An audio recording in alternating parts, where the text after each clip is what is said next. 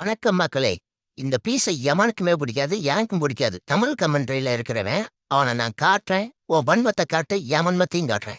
முதல் மூல காரணம் சென்னை சூப்பர் கிங்ஸ் இந்த போட்டியில தோத்ததுக்கு captaincy. Ruturaj Gaikwad definitely found wanting in his கேப்டன்சிங்க. Big shoes to fill. Mahendra Singh Dhoni அளவுக்கு நான் கேப்டன்சி எதிர்பார்க்கல. ஆனா ஒரு ரீசனபிள் டீசன்ட் கேப்டன்சி நான் எதிர்பார்க்கறேன். அது ருத்ராஜ் கெய்க்வாட் சுத்தமா இல்லங்க, ரொம்பவே வாண்டிங்கா இருந்திருக்காரு. பாத்துட்டியா? இவன் ருத்ராஜ் கெய்க்வாட கேப்டன்சி எம்எஸ்டி அளவுக்கு எதிர்பார்க்கலைனாலும் கொஞ்சம் ஓரளவுக்கு எதிர்பார்த்தாம.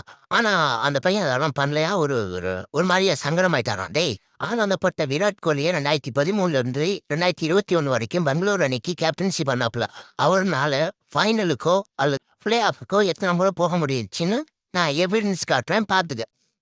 அவர்னாலேயே பண்ண முடியல. ஒரு சின்ன பையன் எப்படா பண்ணினா? அவன் மேனேஜ்மெண்ட் கூட யோசிக்க மாட்டான் போல. இவன் பெரிய புடிங்க மாதிரி பேசுறான். தமிழ் கமெண்ட்ரியில பேசுறவனுக்கு எதனாச்சும் வந்துட போகுது, கேட்டுட போறேன். சரி, இவன்ட்டு ஒரு டீமை கொடுத்து ஒரு இவனை கேப்டனா போட்டு இவன் என்ன புடுங்குறான்னு நானும் பார்க்கணும்பா. இதனால அந்த டிஎன்ஃபீல்ட்ல வருதுல, இவனை ஒரு அணிக்கு கேப்டனா போடுங்க, என்னதான் பண்றான்னு பார்ப்போம். இல்ல கோச்சிங் கொடுத்து தொலைங்க, என்னதான் பண்றான்னு பார்ப்போம். ரொம்ப பேசுறான்டா, டே தாங்க முடியலடா. அதனாலேயே நான் ஆங்கில கமெண்ட்ரி போய் பார்க்கறேன்டா இந்த தாய்மொழியால. இப்படி பேசி பேசிதான் விராட் கோலியே கேப்டன்சில இருந்து இறக்கிருப்பாங்க போல. அவர் கேப்டன்சில இல்லைன்னா மட்டும் அப்படியே கப்படிச்சு தள்ளிடுற மாதிரி. அட்லீஸ்ட் இருந்தாலும் கேப்டன்சில இருந்தாலும் கத்திட்டுனாச்சும் கிடப்பாப்புல, நல்லா இருக்கும் பார்க்க.